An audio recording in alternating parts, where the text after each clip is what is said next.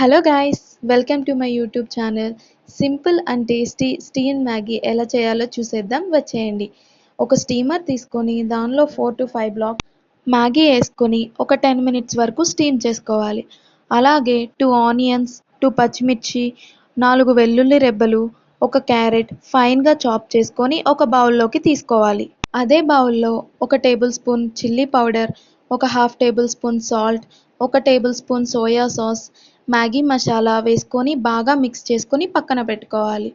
ఒక కడాయి తీసుకొని 2 నుంచి 3 టేబుల్ స్పూన్ల ఆయిల్ వేసుకొని 2 ఎగ్స్ని స్క్రాంబుల్ చేసుకొని బాగా ఫ్రై చేసుకొని పక్కన పెట్టుకోవాలి.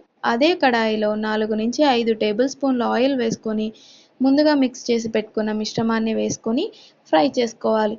ఈలోపు మన మ్యాగీ బాగా స్టీమ్ అయి రెడీగా ఉంటుంది.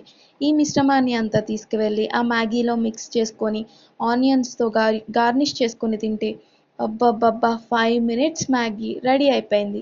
సింపుల్గా, టేస్టీగా, యమ్మీగా, సూపర్గా ఉంది.